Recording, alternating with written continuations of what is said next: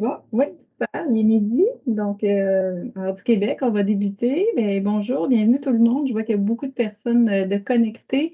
Ça nous fait plaisir là, ce midi de vous recevoir dans le cadre du mois de l'autisme. On a voulu créer ce moment d'échange sur le thème de l'autisme en milieu scolaire.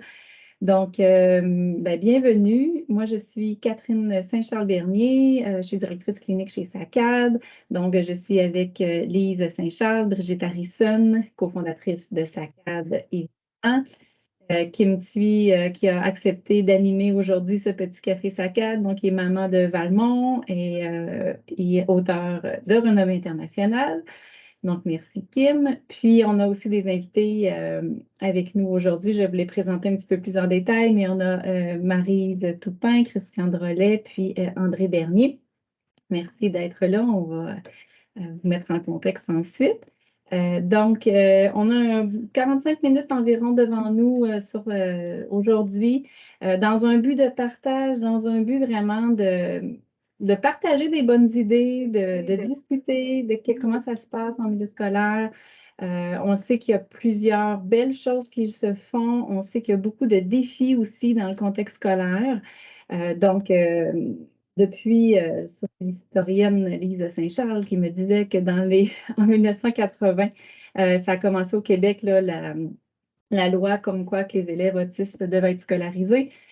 Donc, peut-être ça a plus été au niveau des années 2000 qu'on s'est un petit peu plus centré, précisé peut-être les besoins des autistes. Donc, au Québec, ça fait peut-être une vingtaine d'années plus précisément là, que nos élèves sont scolarisés. C'est pas la même chose dans un contexte en France. Donc, parmi vous aujourd'hui, on sait qu'il y a beaucoup de gens de l'Europe. Donc, on sait que c'est pas la même chose. Vous, c'est plus autour des années 2005, semblerait là, que la loi a passé sur la scolarisation là, des élèves autistes. Donc, c'est vraiment un lieu d'échange tout simplement. Vous pouvez écrire dans le clavardage si vous voulez là, des commentaires, des questions. On pourra en prendre à la fin également. Puis, l'orientation qu'on voulait prendre aujourd'hui, en fait, c'est sous les 3 mandats là, de l'école que le ministère de l'Éducation au Québec suggère de faire. Donc, c'est quoi le mandat de l'école au Québec? C'est instruire, se qualifier et socialiser. Donc, sûrement que les gens en scolaire le savent bien, là, instruire, qui veut dire construire un projet éducatif. On doit qualifier les élèves, donc avoir un plan de réussite. Puis, on doit aussi les socialiser, donc développer des moyens d'ouverture sur la communauté. Ça, c'est les mandats globaux pour tous les élèves. Maintenant, comment ça se passe en autisme? Qu'est-ce qu'on peut partager comme idée? Comment on peut ajuster? Comment on peut bien répondre aux besoins des autistes en fonction de notre expérience à tous?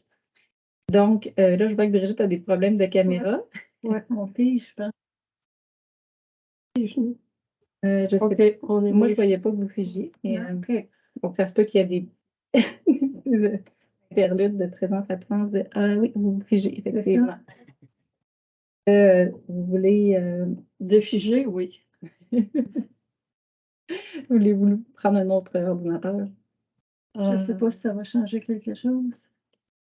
On ne perdra pas de temps. On va essayer de voir si on peut filer comme ça. Comme ça, regarde, non, ça ne fonctionne pas. Ben, attends un petit peu. Des fois, il y a juste un délai. Oui, OK. Est-ce qu'on est figé, là? Vous êtes noir. Ouais, tu peux continuer de toute façon. Vous nous entendez? Oui, mais si on ne vous voit pas... C'est moins intéressant. C'est moins intéressant, Seigneur. Si ça fait des in and out, ça va être différent. Ben non, regarde, elle ne tient pas. Ça fait on va être obligé. OK. Vous êtes capable d'utiliser votre ordinateur. Je vais présenter les invités pendant ce temps-là. Oui. Donc, je vais présenter à ce moment-ci les invités. Donc, on a avec nous pendant que Lise et Brigitte reviennent, on a Maryse Toupin, qui est mère d'un enfant autiste, enseignante en adaptation scolaire depuis plus de 20 ans. Puis, son collègue Christian la surnomme Mère TSA. C'est très bon. Marie, tu enseignes à 8 élèves à l'école secondaire de Donnacona dans la classe Perspective, donc qui est un programme avec l'accueil des élèves du secondaire. Donc, au secondaire au Québec, c'est entre 13 et 21 ans. Voilà. Attention parce qu'on entend tout. On est dans la même pièce. On a aussi Christian Drolet, donc qui est éducateur spécialisé au secondaire depuis 20 ans, qui a travaillé auprès de la clientèle d'adaptation scolaire pour la majeure partie de sa carrière, qui a rejoint la classe Perspective avec Mme Dufresne depuis les 2 dernières années. à l'école secondaire de Donnacona également, donc travailler en étroite collaboration. Merci beaucoup d'être présent aujourd'hui. Et on a André Brenier, qui est directeur de l'école primaire du Beau-Royal et du Châtelet à Québec. Monsieur Bernier, vous êtes en direction depuis plus de 20 ans. Vous accueillez vous avez près de 15 élèves autistes en classe régulière de votre côté, de la maternelle à la 6e année. Donc, pour nous ici au Québec, c'est entre 5 et 13 ans, si je ne me trompe pas. Donc, merci. Ça fait une belle diversité. Je crois que vous avez tous une expérience qui va être différente. Kim, tu as aussi une expérience de mère avec Valmont. Et donc, j'avais le goût là, de te laisser la parole. Moi, je vais me faire plus discrète pour que tu puisses poser tes questions dans ce sens-là. Pendant ce temps-là, Lise et Brigitte devraient arriver. Vous devrez apparaître d'ici quelques secondes. Oh, attends un petit peu, on n'entend pas Kim.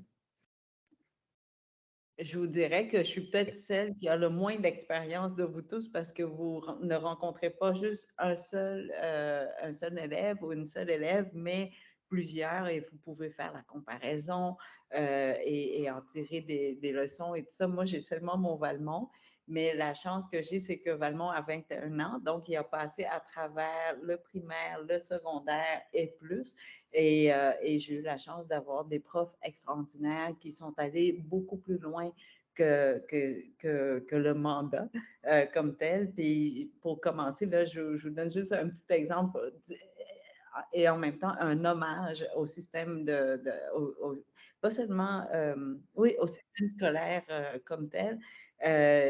Valmont, quand il est arrivé au primaire, vraiment, c'était la grosse panique. Il restait dans un coin de la classe, il s'enfuyait même quand il pouvait et tout ça. Puis un jour, je pense qu'il a vu le concierge revenir encore et encore, toujours à la même place, au même moment, à la même heure. Et donc, il a décidé de suivre le concierge. Et il s'appelle M. Richard, M. le concierge, et il a suivi M. Richard pendant un mois. Pendant sa tournée là, de l'école à vider les poubelles. Et c'est grâce à M. Richard que Valmont a pu saisir l'architecture de l'école, à découvrir l'école. Et après ce mois-là, il est devenu disponible pour l'apprentissage comme tel. Et je me souviens, la directrice qui m'a convoquée, et je suis rentrée dans le bureau, puis il y avait tout le monde autour de la table, l'ergo, l'ortho, la psy. Là, je dis, oh mon Dieu, Valmont va se faire éjecter de l'école, expulser parce que c'est un cas trop difficile. Et finalement, elle mettait des gants blancs là, pour m'expliquer qu'elles avaient laissé Valmont suivre M. Richard pendant un mois. Donc, l'éducation de Valmont se faisait à travers M. Richard et non pas en classe comme telle durant le premier mois. Mais grâce à ce premier mois, on a pu établir la fondation nécessaire pour Valmont pour qu'il puisse apprendre. Et il est devenu très disponible. Évidemment, au bout de ce mois-là, l'autre problème, c'est que là, Valmont n'avait plus peur de rentrer nulle part dans l'école. Il y allait partout. Donc, il savait que dans la salle des profs, il y avait le frigo avec toute la bouffe qu'il aimait. Là, il y allait, puis il allait chercher les bananes, les pommes, tout ce qui les yogourts et tout ça. Et là, il est devenu trop confortable à l'école. Et là, il fallait travailler pour le réduire. Sinon, avant, il avait peur d'aller dans le gymnase, parce qu'il y avait trop d'écho. Et après l'avoir visité avec M. Richard, il a saisi quelque chose comme ça. Je ne peux pas vous expliquer le processus dans sa tête, mais il a tellement aimé là, les ballons et tout ça qui allaient dans les classes de gym, d'éducation physique, avec d'autres classes. Et la prof le tolérait. Donc, il faisait du gym quand il voulait. Donc, vous voyez, c'est très problématique. En même temps, parce que M. Richard a ouvert toutes les portes et je ne remercierai jamais assez l'école, la direction et tout ça d'avoir écouté les besoins de Valmont et suivre son rythme à lui et lui offrir le véhicule approprié pour qu'il puisse rentrer dans le système et devenir disponible pour apprendre. Et donc, ma première question, évidemment, c'est pour monsieur le directeur. Parce que Valmont, il a commencé il y a quand même 15 ans.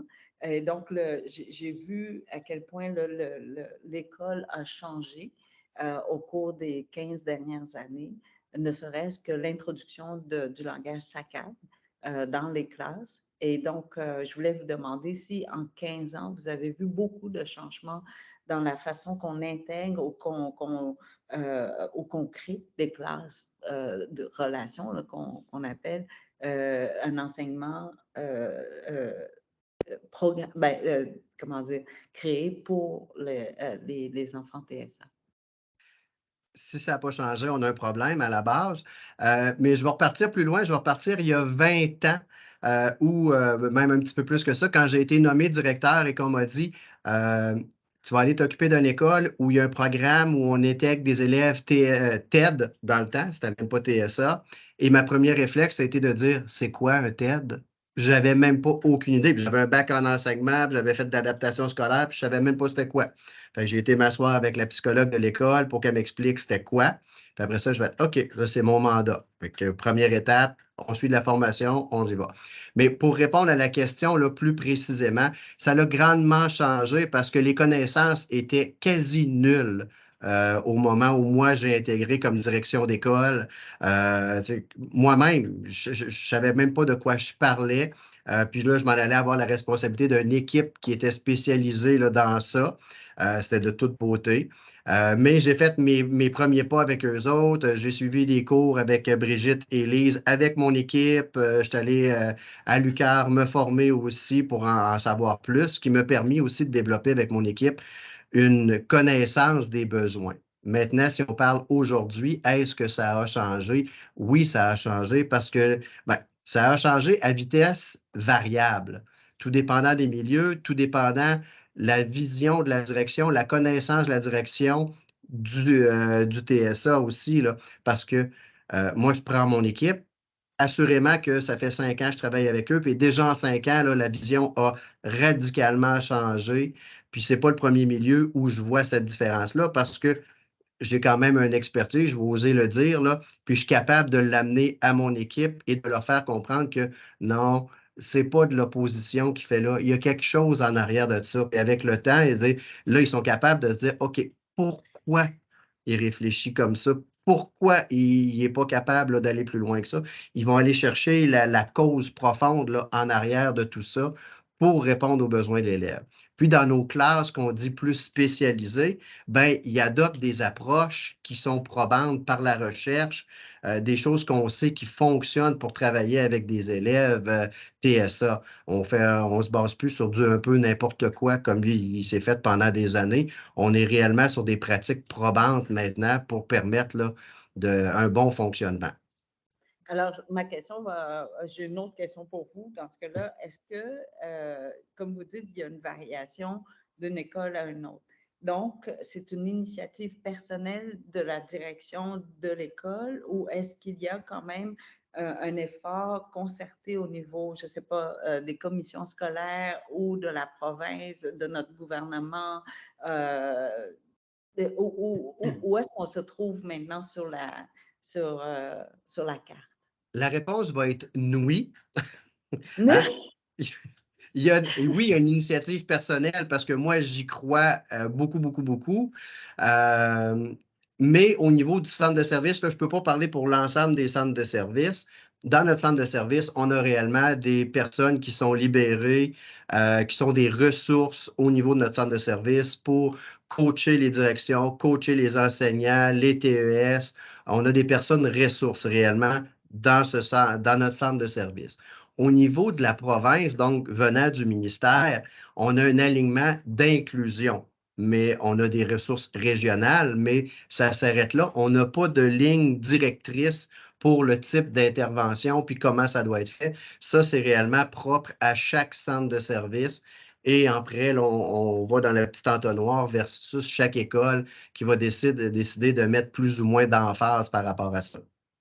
Est-ce que c'est difficile pour vous de proposer des initiatives nouvelles en tant que directeur? En tant que directeur d'école, est-ce que c'est difficile avec votre budget? Je pense bien que vous devez présenter un budget. Comment est-ce que vous allez utiliser l'argent et tout ça? Est-ce que c'est difficile pour vous de défendre, en fait, de dire, ah, on aimerait envoyer X nombre de personnes en formation sur, je sais pas, disons, chez SACAD. OK. Tout ça va dépendre du type de centre de service dans lequel on se retrouve. Moi, je suis dans un centre de service qui est très décentralisé. Donc, les budgets sont dans mon école, je décide ce que je fais avec. Il n'y a pas personne qui va me dire que je ne peux pas envoyer telle ou telle personne. Versus d'autres centres de service où c'est très centralisé et les budgets, il faut qu'il y ait des demandes qui soient faites au centre de service pour dire, ah oui, c'est accepté, non, c'est pas accepté. Donc, chez nous, si je décide d'en envoyer 3, 4, 5, 6, c'est moi qui décide d'en envoyer 3, 4, 5, 6, là. Donc, par rapport à ça, c'est pas difficile de faire des choix. Et il faut toujours se rappeler que autant au niveau du personnel enseignant que du personnel de soutien, il y a des budgets qui sont prévus dans les conventions collectives pour la formation qui est la formation continue qui est obligatoire, là. Donc, dans votre philosophie à vous, ou sinon dans la culture de votre école à vous, est-ce que vous envoyez seulement les enseignantes à la formation pour les TSA, ou est-ce que vous allez plus loin que juste le groupe qui a un contact direct avec les enfants?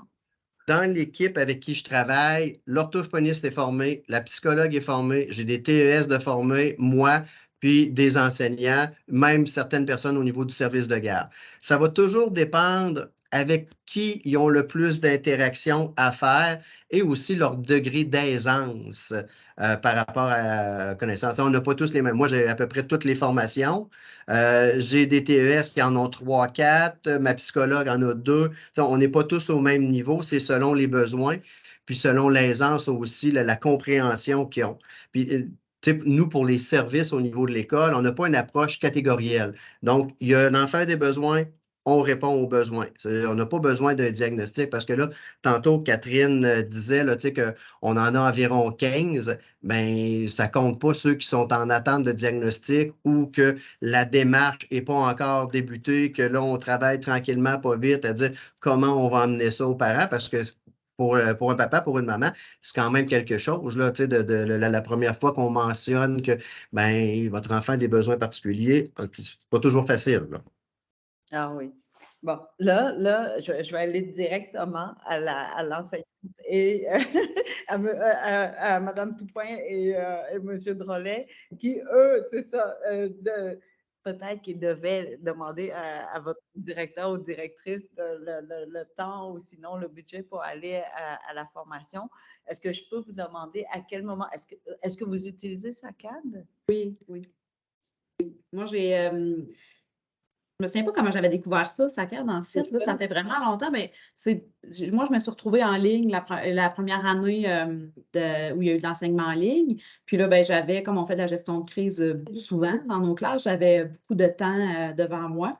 Puis fallait que je le comble, là. Je ne suis pas quelqu'un qui reste à rien faire. Puis je me suis mise à ces formations-là. Puis j'en ai fait 2 dans l'année. Puis après ça, ben, l'année suivante, quand je suis revenue au travail, j'en ai fait d'autres. Puis là, ben, on a été chanceux. On a fait partie, je pense, Catherine pourra peut-être mieux l'expliquer, mais je pense que c'était comme un projet pilote là, d'avoir les formations qui soient données par les ressources humaines. On a eu, moi, c'est les formations 1 et 2, donc moi, je ne les ai pas fait parce que je les avais déjà fait. Puis là, les autres ont pu avoir au moins. Aussi, hein? Oui, puis avec l'accompagnement aussi, hein?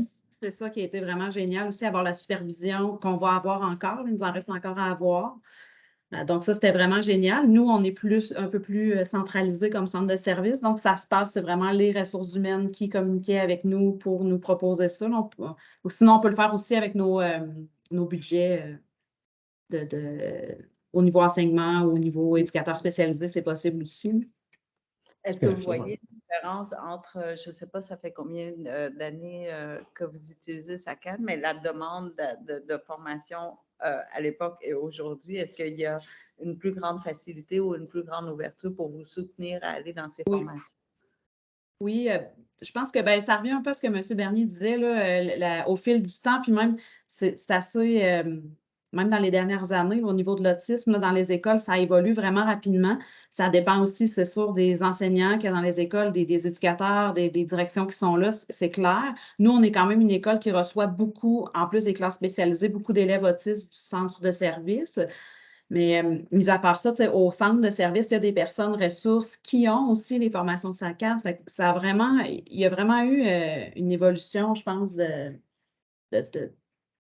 les dernières années, de l'accès à tout ça, puis de se dire que c'était aussi la solution qui nous aiderait. Tout le monde a bien compris que c'est la solution qui nous aiderait à comprendre nos élèves.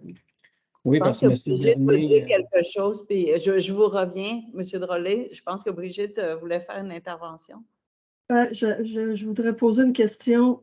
Si vous voyez, puis peu importe là, la question s'adresse à vous trois, est-ce que vous voyez une différence ou qu'est-ce que vous voyez comme différence dans le fait de rentrer au travail le matin et de comprendre l'autisme ou de ne pas comprendre l'autisme? C'est comme avoir. Nous, on parle en langage des signes, Christian et moi. C'est la même chose, c'est l'équivalent. C'est un langage qu'on a avec eux. Moi, c'est vraiment l'impression que j'ai. Ensemble, on peut communiquer sans que les élèves s'en rendent compte avec notre langage des signes. Puis, avec eux, avec l'élève, oui, c'est un bon truc parce qu'ils parlent anglais, ces petits amours-là, un petit peu trop bien. Mais avec le langage conceptuel, on a un langage sur leur monde à eux qui nous permet de communiquer ensemble. C'est ça la grande différence, je trouve. Excusez, allez-y. Je disais qu'on a, avec SACAD, le langage conceptuel, on a accès de plus en plus à nos jeunes, à leur façon de penser. À l'inverse aussi, je crois on leur permet d'avoir accès à nous aussi, puis on évite, on peut prévoir des choses, on peut éviter des choses, mais j'aurais aimé avoir des connaissances que SACADON nous offre depuis les 20 dernières années. Là. Il y a des choses qui auraient été faites très différemment. M. Bernier disait, à l'époque, on n'avait pas ces connaissances-là. Je n'ai pas le goût de dire c'était un peu pas de l'abstrait, de l'essai-erreur, mais là, on a quelque chose de concret et qui fonctionne. C'est le jeune qui en bénéficie en bout de ligne. Monsieur Bernier. Je bonifierais, là, on parle du langage conceptuel, que oui, ça nous permet d'entrer en connexion, là, mais il y a toute la connaissance aussi de voir qu'un élève TSA, là, il est autiste, il y a toutes ses forces aussi, que maintenant on connaît, là, qu'on est capable de hey, ça, là, on peut s'appuyer là-dessus, ça, on peut l'appuyer là-dessus, puis de savoir que ça, tel aspect, c'est plus des points de fragilité. On ne fera pas par exprès. Fait que, quand notre staff, quand ils rentrent au travail, puis qu'ils savent déjà ça, ben, ils n'ont plus une tendance à marcher sur des œufs. Ils sont beaucoup moins anxieux, puis on le sait, nos minous, là, TSA, moi, c'est toujours des minous, nos minous TSA, c'est comme des éponges. Hein? Le prof est anxieux, il va devenir anxieux lui aussi. Fait que, quand on est capable de diminuer ça, quand il y a une meilleure connaissance globale de c'est quoi l'autisme, ben, ça aide beaucoup là, par rapport à ça. Je vous dirais, on pense souvent que le langage, c'est par la voix, mais le langage peut être les signes, peut être les dessins, peut être le langage conceptuel, justement, de SACAD. Puis, Valmont, on n'utilisait pas encore SACAD à ce moment-là, puis il y a des matins où il était désorganisé, puis on ne savait pas c'était quoi. On disait juste qu'il était en crise parce qu'il était en crise. Et une fois qu'on a intégré le langage SACAD, il a appris à communiquer. Et mon Valmont, il est non-verbal, il ne peut pas parler, mais la communication est avec d'autres façons aussi. Et je me souviens, ce matin-là, il est arrivé et il savait qu'il pouvait me parler déjà, me communiquer ce qui n'allait pas. Mais avant tout ça, il a pu identifier ce qui le dérangeait le matin. Et c'était le polo. Vous voyez, les polos, sur le côté, il y a une fente. Et là, il a pris la fente comme ça, il m'a montré, puis il m'a dit « bobo ». Alors, pour lui, c'était un vêtement magané, ou sinon imparfait. Donc, quand je lui mettais un polo, ben, ça le désorganisait complètement, c'est que je lui mettais un vêtement pas parfait, qui est brisé. Et de lui-même, il ne me demande même pas de ne pas lui mettre le polo. est allé chercher du scotch tape, puis il a fermé la fente, vous voyez? Et c'est ça le pouvoir de communication, c'est que soudainement, lui-même, il identifie le problème, il sait que c'est ça qui le dérange, et après ça, de pouvoir me le dire et de régler le problème lui-même. Évidemment, vous pouvez imaginer que j'ai pu à jamais acheter de polo. J'ai tout jeté ces polos. Là, tu sais, dans la vie, c'est correct là, de ne pas en porter. Je penserais que tu achèterais plus de papier collant. Oui, on en a plein. Oui, M. Bernier. Bien, je renchéris avec ce que vous dites parce que effectivement, entrer en communication avec des personnes autistes, là, tu sais, souvent, je vais avoir des intervenants qui me disent, écoute, j'essaie, ça ne marche pas. Puis le premier conseil que je donne, je ne le dis pas sur ces mots-là, là, parce que je suis plus raide avec eux autres, mais tais-toi, arrête de parler. C'est plus le temps. Quand tu es en intervention comme ça, papier, crayon, puis arrête de parler, là. Parce qu'ils ont l'impression que, oui, mais il faut que tu lui dises, oui, tu vas lui dire, mais tu vas lui dire autrement. Mais en tant que mère, vous savez, quand Valmont n'allait pas bien, je pensais qu'il avait mal quelque part à l'époque, donc je le prenais sur moi, puis là, qu'est-ce qui se passe? Puis là, je lui parle, je bombarde, puis je le flatte. Donc, vous imaginez que j'ai augmenté son degré d'anxiété, et non pas le contraire. Et c'est là où c'est extraordinaire avec Sakash. J'ai l'impression de rentrer dans la tête de mon fils puis de comprendre ce qu'il voit ou ce qu'il ressent ou ce qu'il vit. Et on a l'impression d'avoir en fait le plan architectural de ces neurones, là, où est-ce qu'ils se connectent, où est-ce qu'ils ne se connectent pas. Et bon, là, mon Dieu, quand je parle comme ça, j'ai l'impression que je suis une adepte d'une secte religieuse, là, complètement fan de Sakash, mais ça nous a c'est un outil comme le langage des signes, tu sais, puis Brigitte, Élise ont donné cet exemple-là. Quand on va à l'étranger et que c'est une langue qu'on ne connaît pas, on parle plus fort. On pense qu'en parlant en français ou en anglais plus fort, la personne japonaise devant nous va mieux nous comprendre. Ben non, si elle ne parle pas anglais-français, qu'on parle fort, ça ne change rien. Et je pense que j'ai beaucoup fait ça avec mon Valmont, là, pauvre petit. En tout cas, la torture. Peut-être, ça m'amène à penser, je me dis, on a entendu, puis on entend encore, je trouve, beaucoup parler des classes à troubles de comportement. Avez-vous l'impression que depuis 15-20 ans, ça va mieux ou ça va moins bien en lien avec l'autisme? Êtes-vous capable de répondre? Je sais que toi, André, tu es plus au primaire, c'est peut-être...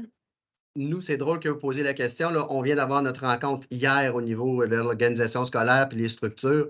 Puis pour une, je pense, 3e ou 4e année de suite, nous, réellement, là, on a des classes de troubles de comportement, on a des classes psychopathologie, puis on a des classes TSA pour les classes spécialisées. Et ce qu'on voit, c'est que année après année, le nombre de classes de troubles de comportement diminue et nos classes spécialisées pour nos élèves TSA augmentent avec la psychopathologie. Donc, on est capable de cibler là, réellement, oups, ça relève de ça ou ça relève du TSA. On ne dit plus juste, là, ah, il dérange, c'est un trouble de comportement. Non, non, on y va précisément avec les besoins de l'élève, puis la réponse qu'on est capable de donner à ce besoin-là va dans réellement, on est très, en anglais, là, pinpoint là, sur le besoin.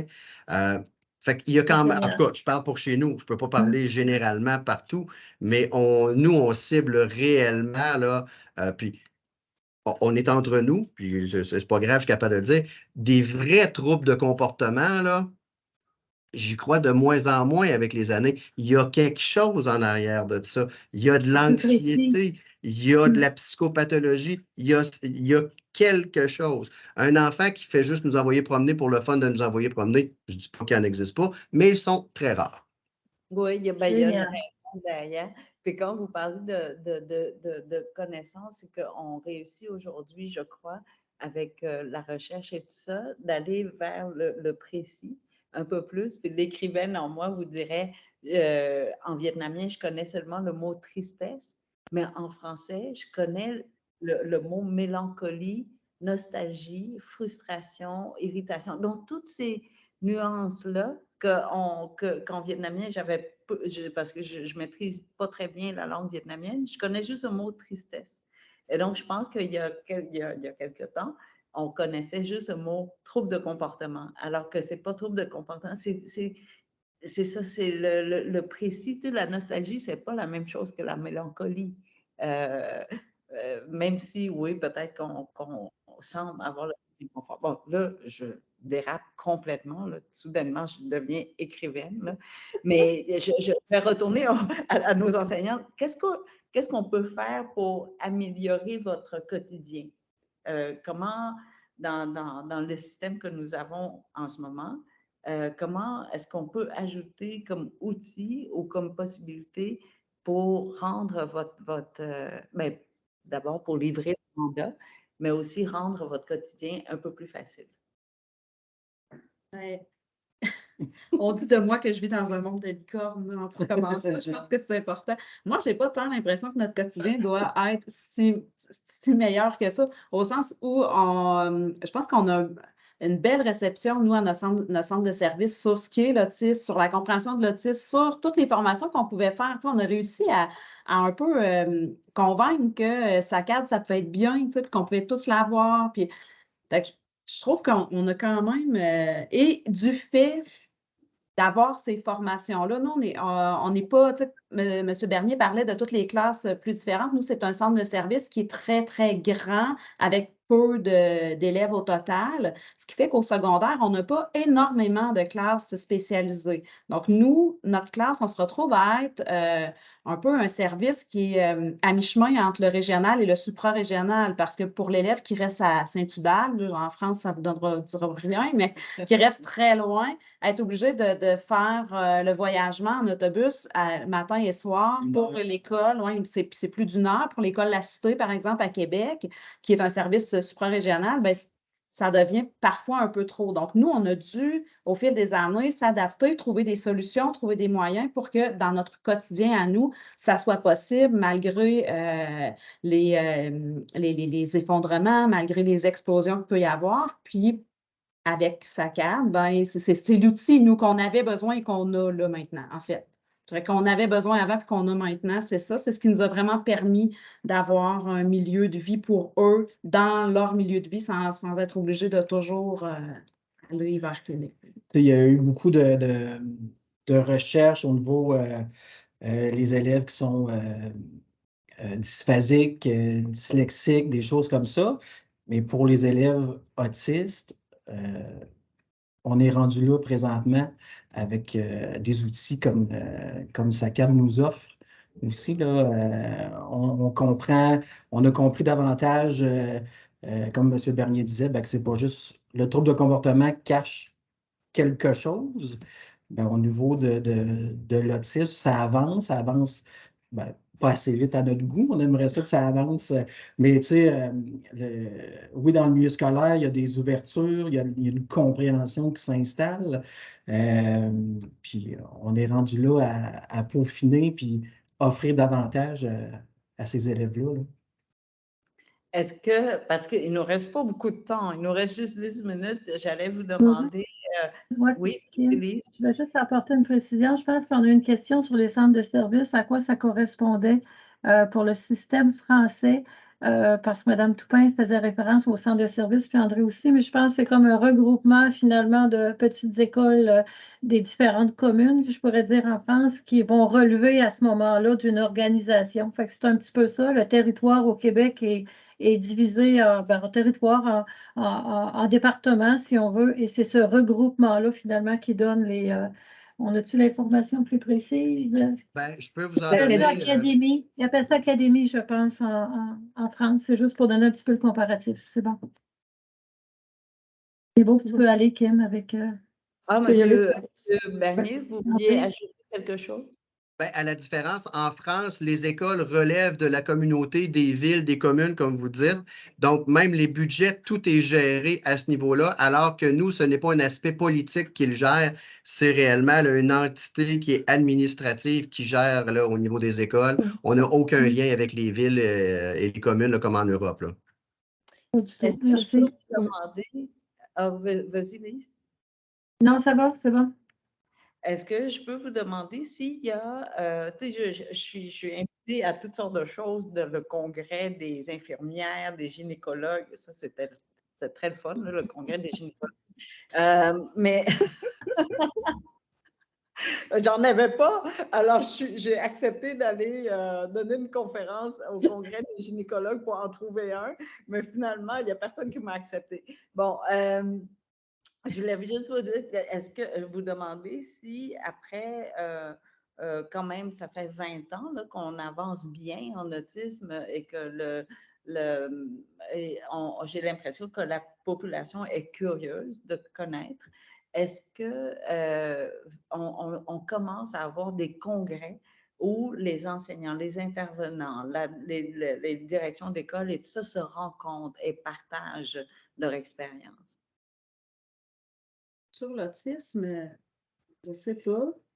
C'est une bonne question. Est-ce qu'au niveau des organismes, je pense qu'il y a Autisme Québec, Nous, on en a ensemble, les enseignants des classes spécialisées dans nos écoles, les écoles différentes, on le fait ensemble. Mais là, en même temps, je dois dire que ce que ça dit dans ma tête, c'est est-ce que j'aurais vraiment le temps d'aller à un congrès, là aussi? Parce que ça aussi, c'est qu'on y va, on y va avec les formations. Faut faire des choix parce que notre quotidien est quand même exigeant. Fait que je pense qu'il y a ça aussi, là. Je ne sais pas, c'est peut-être que ça existe, puis je ne le sais juste pas. Peut-être qu'André, tu peux voir là-dessus s'il y a des organisations au niveau du gouvernement là, pour Il n'y en a pas souvent. En éducation, on voit ça moins un peu là, hein, de regroupement là, des commissions scolaires, des centres de services maintenant qui pourraient parler tous sur le même thème, des journées qui seraient réservées à parler essentiellement d'autisme et d'échanges entre les bons coups finalement là, des différentes commissions scolaires. Je ne suis pas certaine que c'est. Il y en a très, très peu. Tu sais, ça va passer plus par l'Institut des troubles d'apprentissage, tu sais, qui va dans leur congrès annuel, par le RNE-TSA, qui va être une autre option là, avec les journées annuelles. Mais sinon, là, des regroupements de centres de services ou des choses comme ça, là, non, c'est inexistant. Ben, comme je disais tantôt, on n'a pas de ligne directrice qui vient du ministère. Là. Fait que, chacun tire de son côté. Puis comme Mme Toupin disait, la réalité de moi, je suis en ville. Fait que, un gros centre de service de plus de 30 000 élèves, pas si grand, mais pas si grand que ça, versus Donnacona à côté comme ça scolaire de Port-Neuf, qui est très grand, mais avec 8 000 élèves, de quoi? 6 000, 8 000 élèves? Moi, 3 écoles, puis j'ai le centre de service au complet là, chez nous. Je vais en Gaspésie où c'est encore plus grand. Offrir des services spécialisés comme ça, comme nous, on peut se permettre, c'est impensable parce qu'ils vont voyager les élèves sur 1h30, 2 heures d'autobus le matin, puis la même chose le soir, ce qui n'est pas humain à leur faire vivre là, non plus. Fait que, tu sais, il y a tout ça qu'il faut garder en tête, que des fois, c'est pas le vouloir, c'est le pouvoir aussi qui n'est pas là. Mais de là, il y avait quelqu'un qui me posait la question là, dans le chat, à savoir comment les centres de services puis les directions peuvent avoir accès à ça. Comment faire? Ben, c'est de le dire que ça existe quand vous rencontrez les directions des écoles. Il y en a assurément qui ne connaissent pas ça. Puis il y a toujours le comité de parents au niveau des centres de services où vous pouvez, il y a des questions du public, des choses comme ça, où vous pouvez aller en parler, vous, comme parents citoyens, de dire, écoutez, est-ce que vous êtes au courant que ça existe, ça cadre? Est-ce que ce ne serait pas intéressant pour notre centre de service d'aller vers ça? C'est toujours une porte d'entrée là, qui est disponible. Puis, la première, c'est ça, c'est de faire connaître à vos directions. Tu sais, Brigitte et Lise, ça fait longtemps qu'ils me connaissent. Puis, je me rappelle la première fois que je me suis présenté, Brigitte, de dire un directeur. C'était comme, qu'est-ce qu'il fait là? Il s'est perdu. Mais encore aujourd'hui. En direction de quoi? Oui, c'est ça. Encore aujourd'hui, j'ai des collègues là, qui trouvent que je suis sur une autre planète, là, tu sais, avec les connaissances que j'ai au niveau de l'autisme. C'est pas tout le monde qui fait se former autant que ça. Là. Non. Puis je veux dire, l'espèce de. Tu sais, depuis 20 ans, on a fait énormément d'écoles, de commissions scolaires et ça ça fait des petits, là. Veux pas, les gens commencent à comprendre de plus en plus au Québec comment fonctionne l'autisme. Quand je reviens à ce qu'on disait au départ, que l'école a comme mission d'instruire, soit d'accueillir l'élève pour être capable de l'amener vers un parcours d'études, de qualifier, donc avoir un plan de réussite avec lui, donc de comprendre comment il intègre l'information, comment on fait avec un autiste pour pas qu'il sorte avec uniquement du par cœur, mais qu'il arrive à avoir de l'intégration d'informations. Vous avez parlé du langage conceptuel en chemin, puis au moins du papier-crayon, au moins la baisse de troubles de comportement qui va avec cette étape-là. Et la socialisation, on n'en a pas parlé. Je veux simplement, parce qu'il ne reste pas beaucoup de temps, je veux amener je veux dire, je veux le dire parce que je veux que ce soit entendu. Je veux qu'on réalise que parce que c'est laissé à chaque école qui fait de son mieux, j'en doute même pas, là, sur le terrain, je doute même pas des efforts des gens, ceci dit en passant. Il faut être conscient que si l'élève est inclus sans qu'on travaille son intégration minimalement, parce que si on fait que de l'inclusion, ça ressemble à de la prise en charge, j'aime autant vous le dire. Ça fait que si on ne travaille pas sur l'intégration comme telle d'information, on n'arrivera pas à ce qu'ils fassent des liens avec la communauté. Et ce qu'on voit depuis 20 ans, nous, la plupart des autistes qui sortent du parcours scolaire, que moi, j'aime de plus en plus au Québec parce qu'effectivement, on voit que ça change, puis on voit que ça progresse. Sauf que quand ils sortent du parcours scolaire, ce qu'on voit passer, c'est que les statistiques en travail, en implication de communauté ne changent pas depuis 20 ans. Donc, ils ne sont pas capables de donner suite, les autistes. Et on s'est posé la question, pourquoi ils n'arrivent pas à faire de lien avec la communauté, aller travailler dans leur domaine parce qu'ils sont plus scolarisés, ils sont plus diplômés qu'avant, ça on le sait. Ouais. Il y a eu un gros travail de fait de la part des écoles et sur la diplomation, ça va mieux, mais il n'y a pas plus d'autistes qui travaillent dans leur domaine ou qui gardent un emploi plus longtemps ou ce secteur-là n'arrive pas après. Pourquoi? Moi, je pense personnellement que c'est parce que l'aspect d'intégration n'est pas encore... Pas intégration physique. Pas intégration dans la société, intégration de la matière et non pas par le par cœur. Cet aspect-là n'est pas encore complété, je pense, dans la compréhension de l'autisme et c'est la raison pour laquelle on n'arrive pas à donner suite au bout. On va y arriver parce qu'on est déjà meilleur qu'il y a 20 ans. Tu l'as dit, André, vous l'avez dit à Mme Toupin et M. Daniel, je pense. On est de mieux en mieux, mais il y a encore une espèce de compréhension qui n'est pas complétée du côté de l'intégration de la matière pour qu'ils puissent donner suite après et qu'ils puissent arriver à avoir plus de liens. Je pense que le fait que les classes de comportement, comme tu expliquais, qui diminuent et qui s'en vont vers de la précision, vont aussi aider à ce que la personne autiste arrive à mieux comprendre son environnement, son entourage et à faire un peu plus de lien avec le temps. Mais ce que moi je vois depuis 20 ans, c'est que cet aspect-là n'est pas encore abordé nulle part. Cet aspect-là n'est pas encore compris, il n'est pas encore pensé et il n'est surtout pas étudié, comme vous disiez, M. Daniel, tout à l'heure. Il n'y a pas encore... Christian, voyons, je vous appelle Daniel. Je sais pas, vous avez une tête à Daniel. C'est un honneur que vous m'appeliez Daniel, il n'y a pas de problème. Vous pouvez m'appeler comme vous voulez, je vous donne la permission. Mais c'est ça, c'est l'espèce de... Non, c'est parce que j'étais concentrée pour essayer de faire mes liens. Je fais des liens, mais je ne les fais pas simples tout le temps. Je ne les fais pas facilement. Donc, cet aspect-là, au bout du compte, nous donne que la progression fait en sorte qu'il y a plus d'autistes diplômés.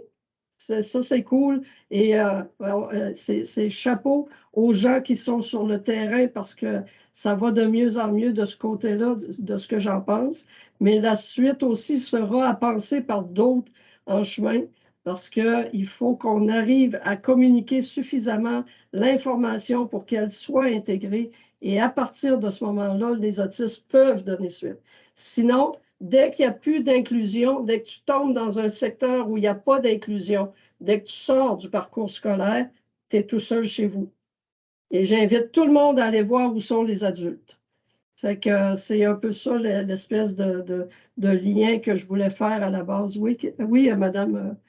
Mais sur ces 3 mandats-là, là, moi, on en parlait avant, là, on se préparait un peu. Là, puis je disais à Christian, nous, en fait, on a un 4e mandat qui est le plus important, c'est de comprendre la structure autistique de l'élève.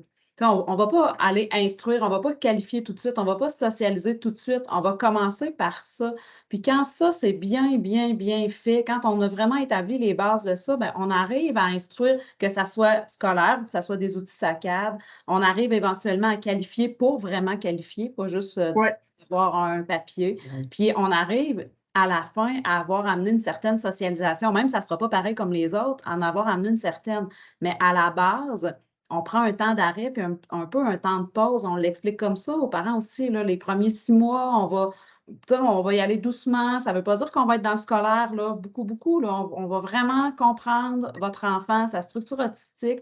Puis après ça, on va être capable de faire le reste. Puis après, c'est un monde qui s'ouvre à eux et à nous. C'est impressionnant. Nous, on a la chance, par notre classe au niveau de l'adaptation scolaire, d'avoir le temps, de prendre le temps au niveau de cette socialisation-là. Ça fait un peu prémisse, Mme Kim, est-ce que vous parlez avec votre enfant, avec le concierge le premier mois? Il n'y a pas eu de pression, on prend le temps de comprendre. Est-ce que notre réalité, nous, n'est pas au niveau de l'enseignement secondaire régulier? Mais nous, en adaptation, on l'avait écrit de respecter les rythmes. C'est la base de tout. Là, et ça crée, comme Maryse disait, l'ouverture après pour des apprentissages et fantastique. Il ne faut pas avoir peur de le faire. Je sais qu'on a beaucoup de temps, mais il ne faut pas avoir peur de le faire. Aux enseignants qui écoutent, il ne faut pas avoir peur de prendre ce temps-là.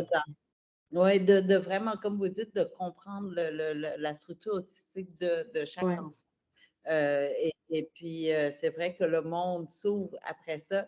Et je sais que le temps presse, là, mais je vais profiter encore de 30 secondes pour vous dire que Valmont, qui n'était pas du tout dans la socialisation, là, aujourd'hui, écoutez, avec mon amoureux qui est tout neuf là, pour tout le monde, mais Valmont l'a tellement adopté, là, je partage avec vous, mon Dieu, s'il savait que je partage ça, il va mourir de timidité.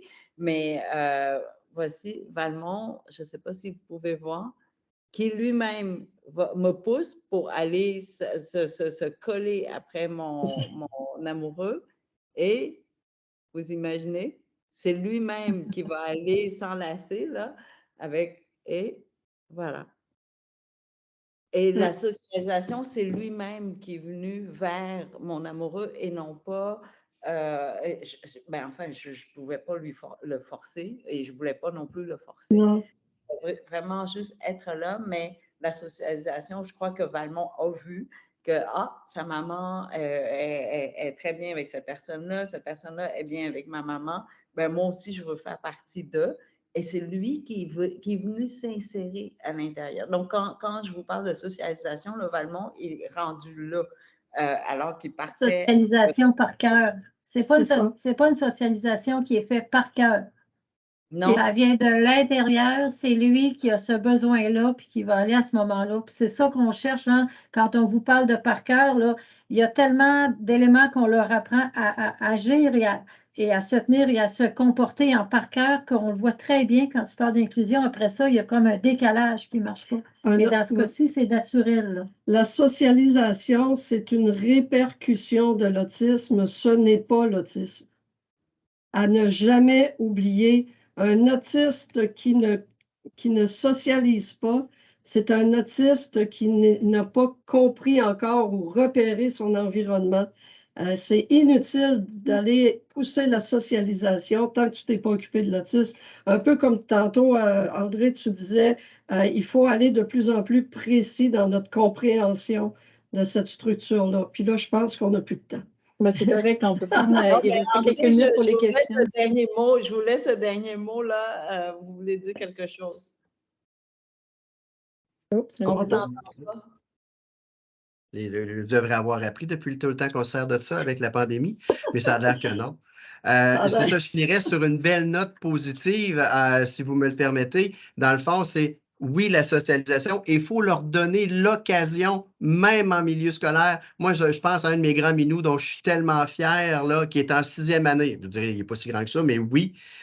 Tu sais, il m'aide maintenant à faire l'intégration de mes élèves TSA dans l'école, là. Il va donner un coup de main par rapport à ça. Il va aller s'occuper de mes petits de maternelle parce qu'il comprend bien, il est capable. Puis ce grand-là, il s'en va en art dramatique l'an prochain au secondaire. Imaginez. Fait que tu sais, c'est quelque chose d'autre. Puis un autre réussite d'un autre qui est rendu en journalisme à l'université, là, qui a passé, là, tu sais, que j'ai connu. Fait que tu sais, c'est tous des progrès que ces enfants-là ont fait, puis ils étaient traités soit de hey, il est toujours en train de se battre, il est toujours en train de confronter, il fait des crises. Oui, il le faisait, mais on l'a ciblé. On a ciblé pourquoi? À un moment donné, il a été capable de il en fait de plus en plus, puis la socialisation se passe bien là, maintenant. Là, fait que oui, c'est possible, mais il faut leur donner les occasions aussi de le faire. Il faut leur faire confiance, leur faire vivre des réussites. Oui, puis je te dirais juste avant, on va aller installer une espèce de plancher pour eux autres, pour qu'ils soient capables d'avoir accès à ce type de socialisation, comme tu dis. Vous avez travaillé avec eux, puis maintenant, le plancher est installé, alors ils sont prêts pour aller faire cette socialisation-là. C'est de leur donner des ailes, en fait, pour qu'après ça, ils se déploient. Et donc, là, je suis sûre que Catherine est en train de faire des petites mains, là, je ne vois pas, là, mais avant de quitter, je vais partager avec vous mon poème fétiche là, que je récite le plus souvent possible parce que ce que vous faites est extraordinaire. C'est au quotidien. Puis je suis sûre qu'il y a des défis à tous les jours, si ce n'est pas toutes les heures. Alors, les moments où vous êtes découragé, pensez à ce petit poème qui dure seulement 6 secondes. Un texte qui est beau, c'est qu'il devient universel et il s'applique à toutes et à tous. Et si toute la population était des poétesses et des poètes, ils vous dédieraient probablement ce poème et j'espère que vous allez continuer à tenir le fort parce que vous êtes ici, donc vous n'avez pas abandonné après la pandémie. Restez là, puis les jours où vous êtes fatigué, découragé, pensez à ceci, entendez la voix des parents, des jeunes, des enfants qui vous dédient ce poème, d'accord? Alors, il dure seulement 6 secondes, si vous clignez les yeux, vous le perdez. C'est de Hans Jendel, un poète autrichien. Ça va comme suit. Nous sommes allongés contre vous. Vos bras nous tiennent. Vos bras tiennent plus que ce que nous sommes. Vos bras tiennent ce que nous sommes quand nous sommes allongés contre vous et que vos bras nous tiennent. Alors, merci beaucoup d'être là, de nous tenir, pas seulement les jeunes. Et vous le savez, quand vous tenez un jeune, vous tenez aussi une famille, vous tenez une communauté, vous tenez une société. Alors, votre travail est immense et donc, recevez nos remerciements. Même si vous ne les recevez jamais ou trop peu. Et si j'étais Premier ministre, je pense que les éducateurs devraient avoir les plus gros salaires au pays. Alors, voilà. On lance en politique juste pour ça.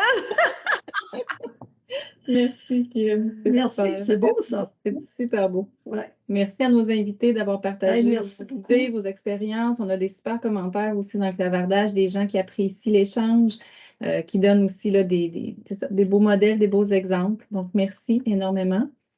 Donc, on se laisse là-dessus, en espérant que ça puisse avoir servi. Puis, on se revoit une autre fois. Merci. Merci beaucoup. Merci. Merci. Bonne fin de journée. Merci. Bye bye.